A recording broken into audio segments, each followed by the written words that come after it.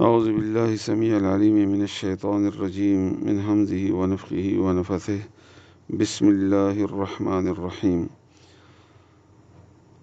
رب اشرح لي صدري ويسر لي أمري واحلل عقدة من لساني يفقه قولي سبحانك لا علم لنا إلا ما علمتنا إنك أنت العليم الحكيم رب زدني علما رب زدني علما رب زدني علما إن شاء الله ننبذ سورة نساء آيات نمبر 2 اتیایم یعنی 82 بوایو. الله تعالی دې وینا حق ادا کولو توفیق ما ته راکړي او الله تعالی دې موږ تاسو ټول په دې قرآن کریم باندې پوهه کړي او الله دې موږ ته عمل کولو توفیق راکړي آمین. دینا رسولي آیاتونو کې د رسول الله صلی الله علیه وسلم د اطاعت او د منافقینو خباثت او د هغې نه منلو ذکر وشو.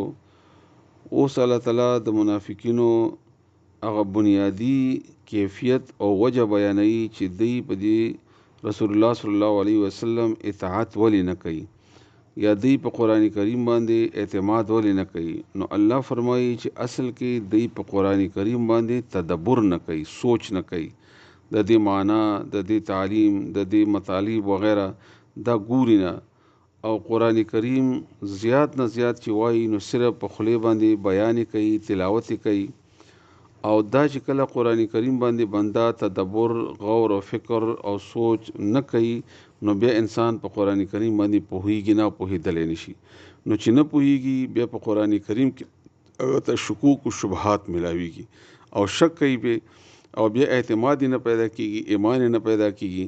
نو دیو جن الله تعالی فرمایي د دې منافقینو باره کې او هغه چا باره کې چې قرآن باندې د ایمان دعوه خو کوي خو قرآن کریم باندې سوچ او فکر او تدبر نه کوي. الله فرمایي افلا یتدبرون القرآن، افلا آیا بسنا یتدبرون دی تدبر کوي، غور کوي، القرآن قرآن.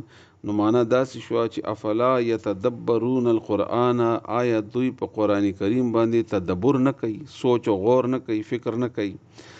تدبر اصل کې دبر وای شاته حصے ته، او تدبر وای د هر یو کار، حکم، عمل یا الفاظ په هغې باندې سوچ کول، د هغې انجام لټول چې دا ولی دي، څنګه دي، څه دپاره دي، څومره دي، څنګه. او بیا دې نه دا معنا معلومیږي چې یو شی لفظ دی یا حرف دی یا د هغې عمل دی. او هر هغه صورت چې قرآن کریم بیان شوی دی په دې باندې انسان سوچ او غور او فکر یو شی باندې وکي نو الله تعالی د انسان سینه بیا کلاو کی. خو چې کله دلچسپي وي، مینه وي، او بیا انسان ته الله تعالی په دې باندې سینه کلاو کی. لکه مثلا قرآن کریم کې الفاظ دي، یو لفظ وګوري بنده چې دا لفظ دلته ولې دی، دا دومره ولې دی، او بیا دا آیت دلته ولې دی، دا صورت دلته ولې دی، دا حکم دلته ولې دی، معنی یې څه ده، مطلب یې څه دی، مونږ ته څه وایي، الله تعالی څه فرمایي. او که مونږ دا ومنو نو بیا به څه کېږي، او که ونه منو نو څه به کېږي. نو راځه چې دا قرآن وګورو چې مخکې خلکو سره څه شوي دي، څه وعدې الله تعالی غوښتې وي چې هغې وعدې پوره کړي، بیا ورسره څه وشول، چې نه یې کړي پوره بیا ورسره څه وشول. او بیا الله تعالی دا کارونه مخکینی امتونو سره څنګه کړي دي، راتلونکي امتونو دپاره او راتلونکي خلکو دپاره الله تعالی څه فرمایي. نو دا یو شی باندې چې سړی غور او فکر او سوچ کوي نو انسان سینه په کلاویږي. نو انسان اعتماد په دې قرآن کریم باندې او په الله تعالی باندې نور زیاتیږي. ځکه چې په دې کې ورستنی آیات کې الله تعالی فرمایي چې ولو کان من عند غیر الله لوجدوا فيه اختلافا کثیرا، کدا قرآن کریم د الله نه علاوه د بل چا طرف نه را نازل شوی وی یا جوړ کړی وی چا، نو دوی به په دې کې ډیر زیات اختلاف لیدلی وی. حالانکه قرآن کریم کې اختلاف خو خود نشته چې د 1400 کاله مخکې چې کم حالات په قرآن کریم کې د قرآن کریم د تلفظ نه واخله، د دې معنی، د مطلب، د حکم نه تر قیامت پورې به اکسی دي او مکسی بوي، او هیڅ شی د حالاتو مطابق تبدیل یا زیاته یا کمی پکې نشته ده. لکه مثلا یو سړی ډیر اوږد تقریر وکړي، مضمون ولیکي، کتاب ولیکي، نو چې وروسته په خپل هغه مضمون پړاوي یا هغه تقریر ګوري یا حالات ګوري نو هغه کې اونچ نیچ راغلی وي. انسان خپل حالت بدلیږي، را بدلیږي، ماشوموالی کې یو شانتي وي، ځواني کې بل شانتي وي، بوډاتوب کې بل شانتي وي. او همدغه رنګې په یو سړی به یو خبره وکړي، د ساینس ته وګورئ څومره لویه ترقي کړې ده، خو د ساينس باوجود د لوی ترقی باوجود د هغې حالات بدلیږي را بدلی. کله وایي ځمکه ګول ده، کله وایي ځمکه تاویږي، کله وایي نور سترګه تاویږي، کله وایي دا ټول تاویږي، کله یعنی بدلیږي را بدلیږي. حالات په یو شان باندې نه وي، مزاجونه بدلیږي، فیصلې بدلیږي. او قرآن داسې یو کتاب دی الحمدلله چې دا چونکې د الله تعالی طرف نه ده چې کومه خبره په هغه وخت کې مناسبه ټیک او برابره وه د رسول الله صلی الله علیه وسلم په زمانې کې چې نه ساينس ترقي وه او نه جدت داسې و، او اوس هم چې څنګه دی عکسې برابره ده د حالاتو مطابق، د خلکو د اندازې او د فکر مطابق.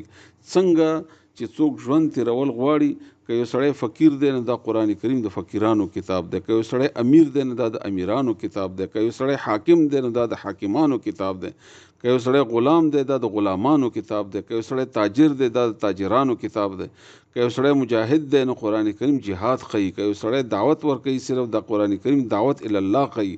یعنی که انسان هر هغه کیفیت چې انسان الله سره متعلق دی یا د انسان صلاحیت دی دا د هغه صلاحیت مطابق بیان کوي د قرآن کریم، او هغه ورته ښایي چې دا داسې دا داسې.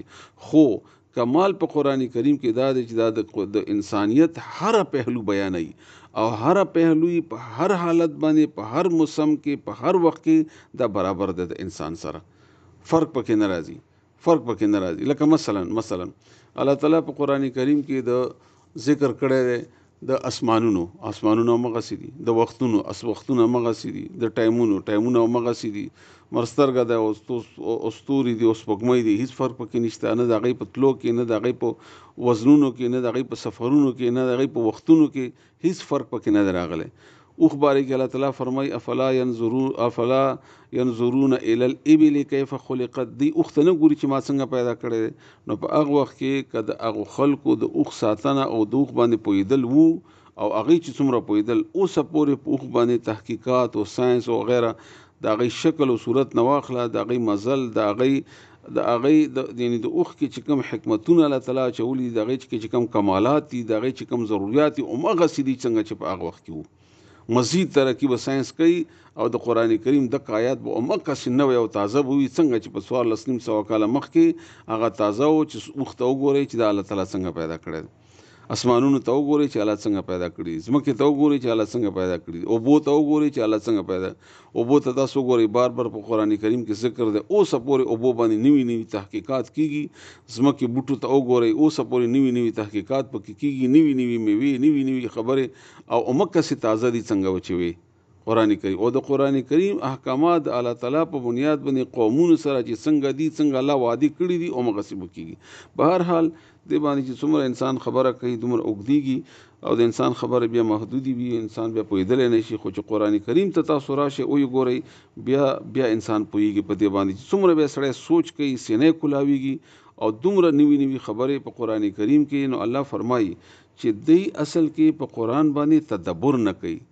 او علی رضی الله تعالی عنہ فرمایي څوک چې قرآن کریم تلاوت کوي او سوچ او فکر پکې نه کوي، دا بې فایدې کار کوي، دا دته فایده نه ورکوي. ځکه خو الله تعالی فرمایي نه کنه چې فلا یقرؤون القرآن، دی قرآن نه لولي.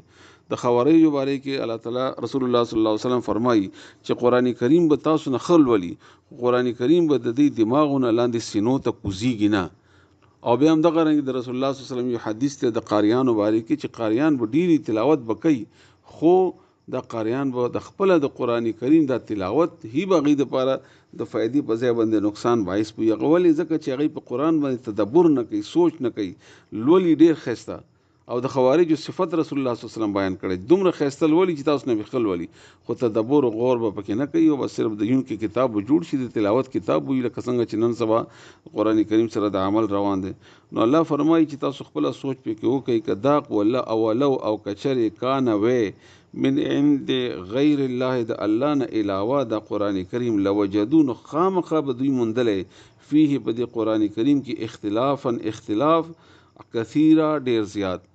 یعنی اختلاف یو شي دومره غټ کتاب، دومره عجیبه، د آدم علیه السلام نه واخله تر قیامته پورې واقعات، او بیا د آدم علیه السلام نه واخله تر قیامته پورې معجزات او د هغه پیشنګویانې، او په هیڅ شي کې هیڅ فرق نه راځي. نو دا دلیل دی چې دا د الله تعالی کتاب دی. او بیا چې کله په دې برکات وګورئ، په دې کې نوي تحقیقات د تبرک په بنیاد باندې وګورئ، د عمل په بنیاد باندې، بهرحال هر پهلوی د لوی د حکمت او د لوی د حکمت د دروازو نه ډکه ده. زمونږ په خپل ځنه شاګردان داسې دي چې تاسو یقین وکئ چې مونږ ورته داسې او شرمېږو چې هغې څنګه په قرآن کریم په مختلفو آیاتونو باندې سوچ وکړي او بیا مونږ ته ووایي چې په دې قرآن کریم په دې آیات کې دا خبره هم ده، حالانکه مونږ څه علم نشته.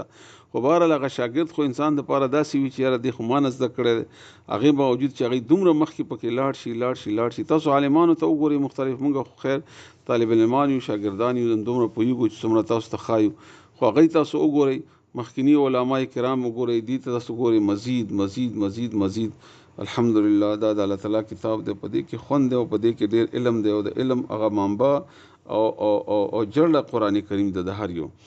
نو الله فرمایي مانس د کوي افلا یتدبرون القرآن، آیا دوی غور او فکر نه کوي، آیا دوی سوچ او فکر نه کوي القرآن په قرآن کې.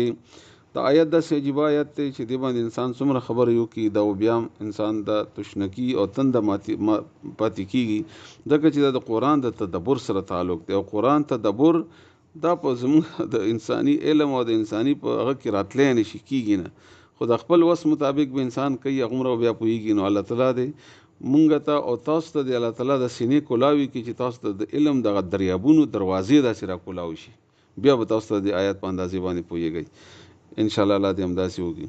افلا آیا بسنا یتدبرون دوی غور فکر کوي القرآن په قرآن کې، افلا یتدبرون القرآن آیا دوی غور و فکر نه کوي په قرآن کې، ولو کان کچیرې وی من عند غیر الله الله تعالی نه علاوه د بل چا طرف نه، لوجدوا نو خامخا به موندلی فیه په دې کې اختلافا کثیرا اختلاف ډېر زیات.